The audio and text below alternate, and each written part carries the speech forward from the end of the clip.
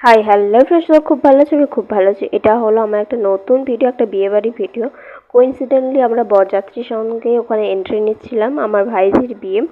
তো আমার একজন দুসম্পর্কের দাদা, দুসম্পর্ক বলতে আমাদের জ্ঞাতি ভাগারই জেঠিমার ছেলের মেয়ে।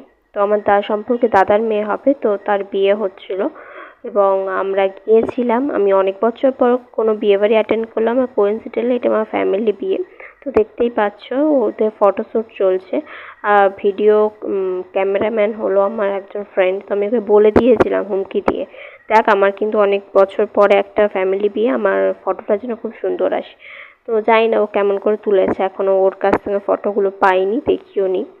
অবশ্য চেয়েও আমি বলিনি যে আমাকে পাঠিয়ে দিস। আর আশা করি তোমরা দেখতে পাচ্ছ এই হলো বর।